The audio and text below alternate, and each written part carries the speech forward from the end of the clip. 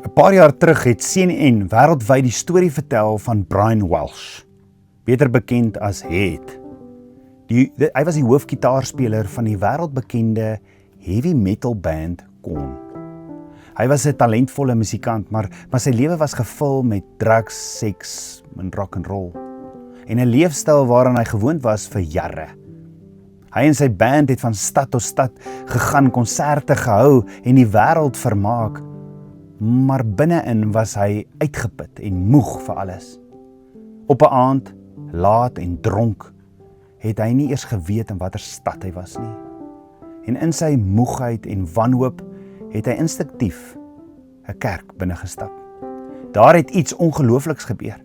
Ondanks sy uiterlike en sy bekende status het die mense in die kerk hulle arms om hom gegooi en hom liefgehad. Hulle het hom in die liggaam van Jesus verwelkom en opgeneem. Het sê self, hy het nie woorde gehad om daardie liefde te beskryf nie. Dit was 'n ontmoeting wat sy lewe radikaal verander het. Van daardie aand af het hy nooit weer alkohol of drugs aangeraak nie. Hy het uit hierdie kerk uitgestap as 'n ander mens.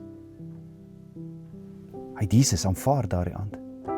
Wat baie mense nie weet nie, is dat die aand waarop hy 'n ontmoeting met die koning van alle konings gehad het, presies die aand was, voor die band die volgende dag die grootste rekordkontrak ooit sou kry. Sy band is $20 miljoen aangebied, $20 miljoen aangebied vir hulle nuwe ooreenkoms. Maar toe die kontrak die volgende dag voorgelees word, was het sy handtekening die enigste een wat nie op die kontrak verskyn het nie. Hoekom nie? Het sê na sy ontmoeting met Jesus het iets hom so verander, dat hy nie meer langer kon deel hê aan die dinge van die wêreld nie. Hy sê, nadat hy die nuwe rekordooreenkoms gekry het, het hy huis toe gegaan, die Bybel oopgemaak, toe praat die woord met hom in Lukas 5 vers 11, waar daar staan, hulle het alles verlaat en hom gevolg. Het sê, toe oor wêreldnuus, dat hy 'n duidelike woord van Jesus ontvang het en presies gedoen het wat hy gesê het. Hy vertel verder dat hy toe die res van sy band gebel het en vir hulle gesê het, ek is jammer, maar ek los alles nou agter. Ek gaan Jesus volg en alles agterlaat. Vandag het Brian Head Welsh 'n bediening waar hy mense raak.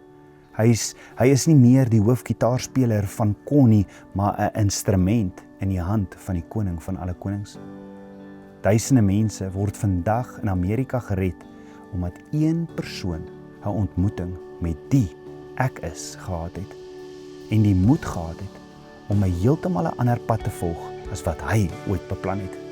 Duisende mense word geraak en gered, net omdat een persoon sy hart oopgemaak het vir Jesus en 'n radikale besluit geneem het.